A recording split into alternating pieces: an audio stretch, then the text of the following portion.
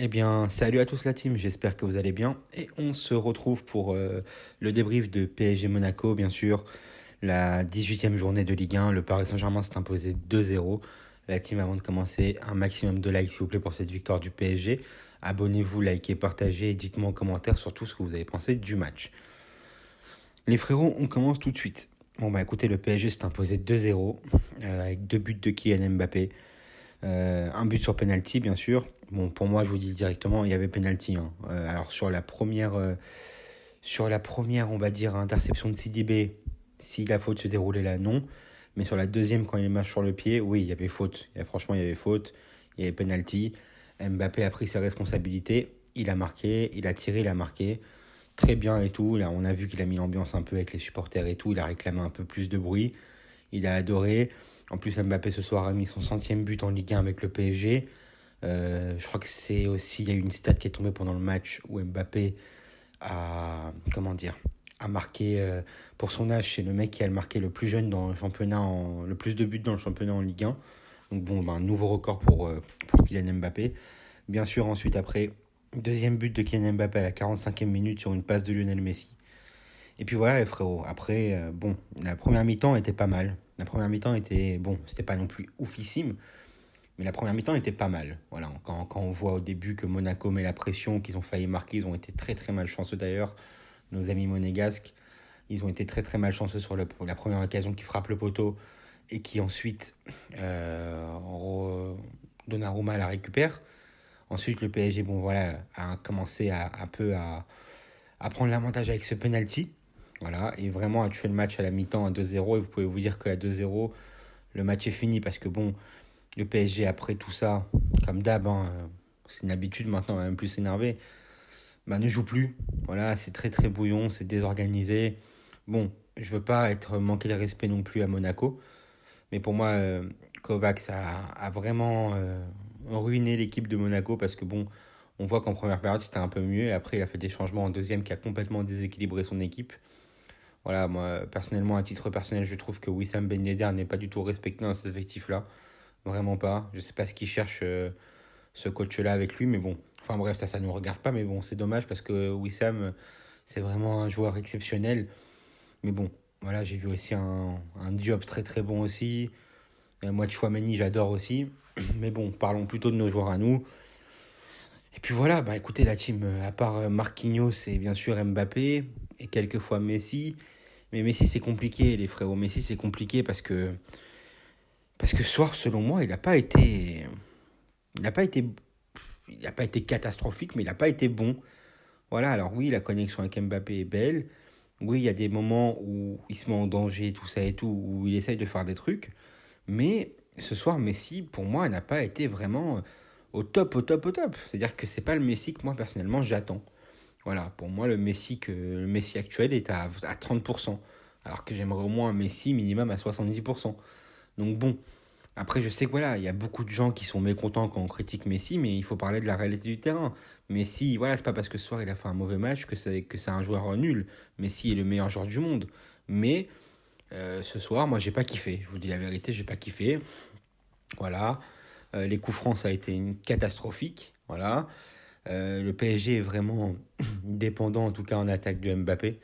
On le voit très bien que le patron, c'est lui. Même Thierry Henry l'avait dit dans une interview pour Amazon Prime il y a de cela une semaine, 10 jours.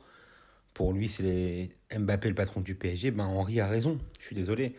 Henry a raison. Kylian Mbappé est le vrai patron de cette équipe-là. Et, et j'ai bien peur que s'il part, on va avoir de gros gros problèmes. Mais chaque débrief, on se répète, les frérots. Voilà, Marquinhos qui a selon moi tenu vraiment la défense. Point négatif de cette rencontre aussi, Bernat qui ressort sur blessure. Donc bon, j'espère que c'est pas très très grave parce qu'on va avoir besoin de lui. À savoir aussi que Mbappé ce soir a mangé un carton jaune, donc il sera absent contre l'Orient pour notre dernier match de la première partie de saison. Donc bon, on va avoir un PSG encore différent. En plus, on appuie encore un peu plus sur ça vu que Verratti a encore mangé bien sûr un carton jaune et il sera absent contre l'Orient au prochain match de Ligue 1. Donc bon, on va voir vraiment ce que ça donne un PSG sans Verratti et Mbappé contre l'Orient la prochaine fois. Mais bon, les frérots, honnêtement, moi je vous dis la vérité, je me suis ennuyé ce soir. Alors oui, on gagne. Oui, on gagne. En toute objectivité, on gagne. C'est bien.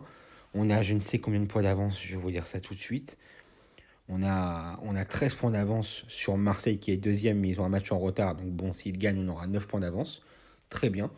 Mais les frérots, encore une fois, il n'y a rien au niveau du jeu, il n'y a pas d'intensité. La première mi-temps, les 15 premières minutes étaient bonnes. Mais après, voilà, on le voit très bien.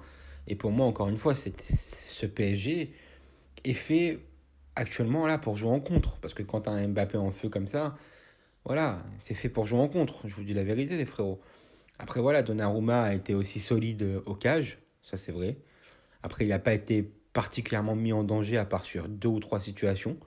Et voilà. Euh, que dire de plus? Hakimi n'est toujours plus Hakimi. Hakimi, je ne sais pas ce qui s'est passé, mais il y a un vrai problème. Marquinhos, ça fait vraiment un bon match. Di Maria, j'ai pas du tout aimé le match de Di Maria.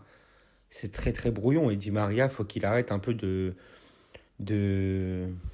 comment dire, de faire de la lèche à Messi. Il y a d'autres situations dans lesquelles Di Maria aurait pu servir d'autres joueurs. C'est la vérité. Après, moi, je veux pas être contradictoire. Moi, je pense que le jeu a besoin de passer par Messi. Mais il faut en fait, moi, je pense qu'il faut que Lionel Messi, on le voit très bien, il n'a plus la capacité de faire ce qu'il faisait à l'époque. Ça, on le sait. La Ligue 1 n'est pas la Liga. La Ligue 1 n'est pas la Ligue 1 du tout. Tous les joueurs qui sont passés par des championnats qui sont censés être plus forts quand ils viennent en Ligue 1 le disent, que c'est des championnats plus physiques, que c'est un peu plus dur de jouer en défense en Ligue 1, c'est-à-dire que de jouer contre des défenseurs de Ligue 1. Pourtant, bon, bah on le voit, hein, au niveau du jeu, la Ligue 1, c'est un peu... c'est nul.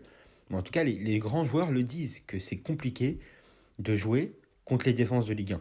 Donc Messi, pour moi, doit changer son jeu, doit évoluer. S'il veut rester encore joueur de football, il a les capacités pour. Messi, c'est un génie. Mais il faut qu'il change son jeu. Ronaldo, par exemple, on voit un Ronaldo du Real ou Ronaldo qui est passé à la Juve ou Ronaldo qui est maintenant à Manchester United. C'est plus du tout le même Ronaldo de club en club. Le mec s'évolue à sa condition physique, le mec change par rapport à son âge, à ce qu'il est possible de faire et pas possible de faire. Et encore, il fait beaucoup. Mais Messi, voilà, il y a beaucoup, il y a eu beaucoup de déchets ce soir, je suis désolé. Et ça me fait mal au cœur de le dire. Moi, j'adore Lionel Messi, je l'adore, c'est un de mes joueurs préférés.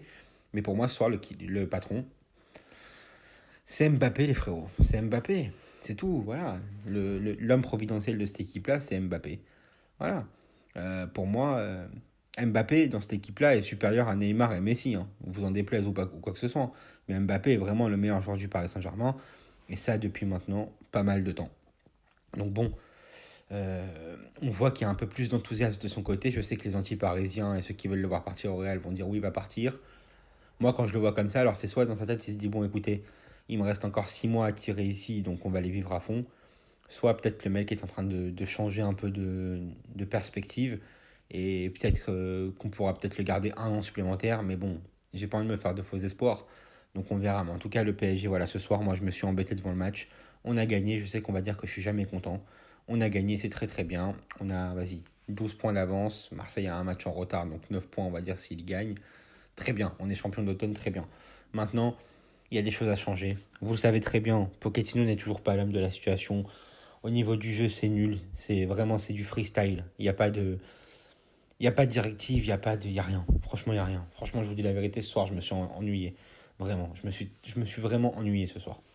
Donc voilà la team. Donc dites-moi en commentaire ce que vous avez pensé, vous, du match personnellement. Nous, on se retrouve demain pour le tirage sur la Ligue des Champions, les frérots, si tout se passe bien.